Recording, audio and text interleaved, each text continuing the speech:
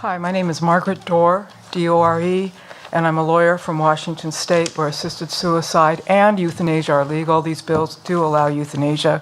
They're just sold as assisted suicide. I'm also president of Choices and Illusion. Can you hear me? As long as the button is up. It's up, okay. Choices Illusion, a nonprofit corporation opposed to assisted suicide. I flew in early this morning, so I'm not as peppy as I'd like to be. Neither are we, don't worry about it. Yeah. So I analyzed both bills, and I have some documents. I have a formal legal analysis, which I gave to you. I also have a shorter highlight document. And then this is my friend, Jeanette Hall, who was talked out of assisted suicide in Oregon 18 years ago. And I think the discussion that I've been hearing today is focused on people who would be eligible for hospice. The eligibility is far broader than that. It's based on a 6 months, as written in the bill now, it's based on a 6 months to live criteria. In Oregon, which is similar to our law, that's based on without treatment. So my friend was refusing treatment. Without treatment, she had less than 6 months to live. Her doctor, in her words, her doctor finally put her arm up behind her back, and she ended up getting treatment for cancer. And so that was 18 years ago. A 20-year-old with insulin-dependent diabetic is terminal under this law, okay? Because a diabetic will live less than a month without insulin. And as far as Bill 320, it does allow euthanasia, and the easiest way to see that is they're using the term medical aid in dying. Well, aid in dying is a traditional euphemism for euthanasia, and I gave you a citation in my document. So we are talking about euthanasia. Also, in some of the states, there is talk of expanding behind longer than the 6 months, okay? So it may not stay the way it is. Definition, suicide, I kill myself. Assisted suicide, you give me the drug or the gun, then I kill myself. Euthanasia, you just shoot me. Okay, so just to get that clear. So the issue is passing a bill. So what does it say and what does it do is what is before you. And the bill is not, it's very deceptively written. The first part of the bill is very clear. You must do this, you must do that, blah, blah, blah. But then throughout the bill, there's the word accordance, that things shall be done in accordance with the bill. Accordance is not defined.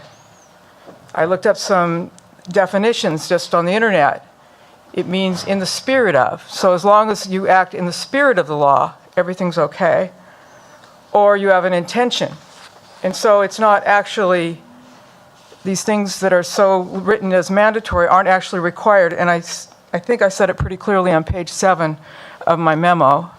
Another thing you might want to look at is I attached Washington State's death certificate instruction about how to report the death certificate in Washington State, and our law is nearly identical to Oregon, and again, similar to your bill.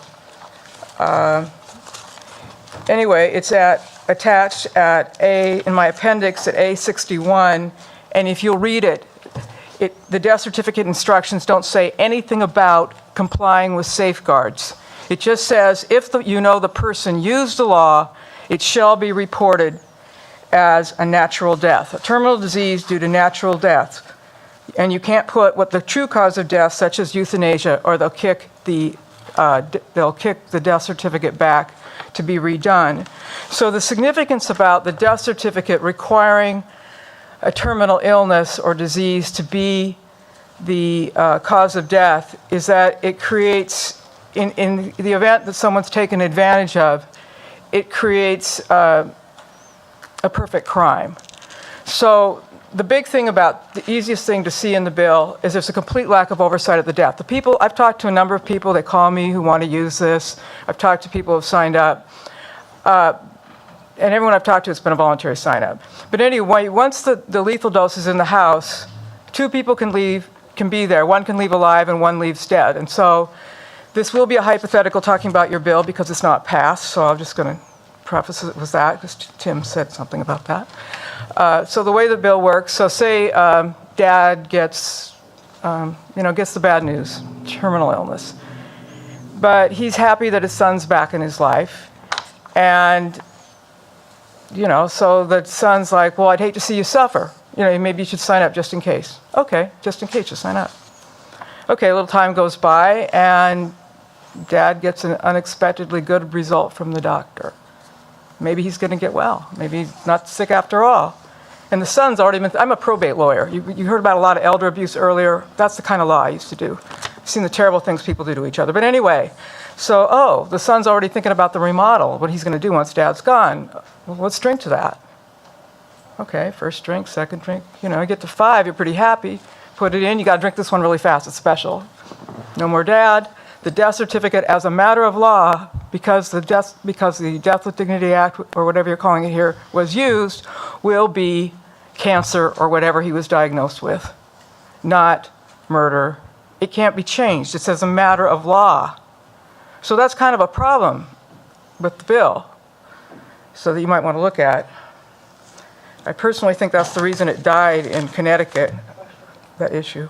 Okay. Okay, I've already talked about how assisting people can have an agenda.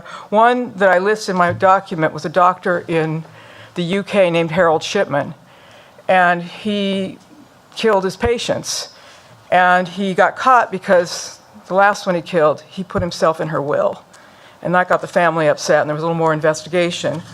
And then they ended up it turned out they had a big inquiry in the UK, and they found out that he'd killed at least 230 people of his patients over 23 years. And they're like, how did he get away with this? And I've got the materials attached to my document. And what they determined was he had control of the death certificate. He would sign it himself, and then he would change the death records. Well, that's what this bill requires. The death certificate, the doctor will sign the death certificate, or whoever's involved. So the death certificate is a very important issue for you to consider when you're looking at this. Okay, I've had also people in states where it's legal do suffer. A woman contacted me when it was about 10 years ago, and her father had signed up.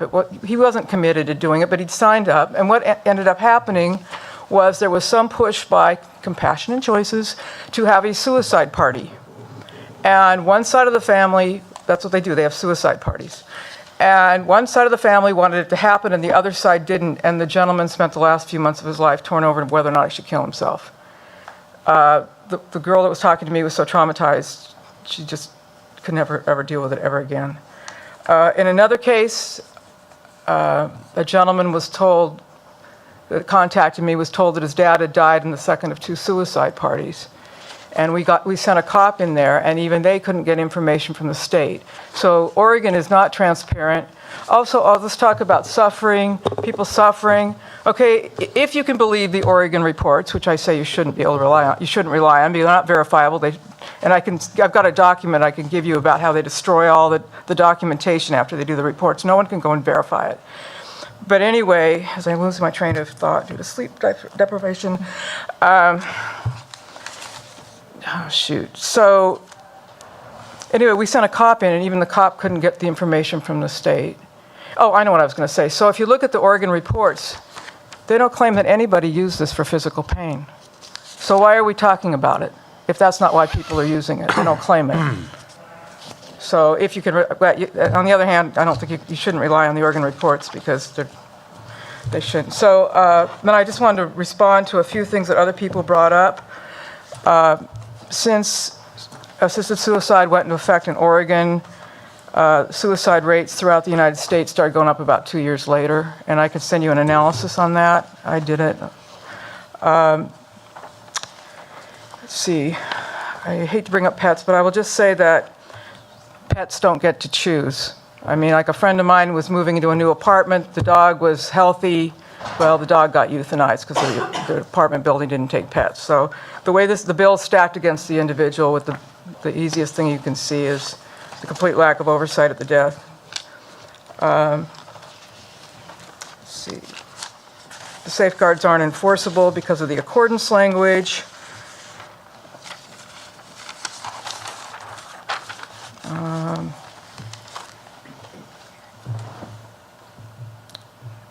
Well, anyway, I hope you don't pass this bill. It's caused a lot of trauma in Washington State and people I've talked to.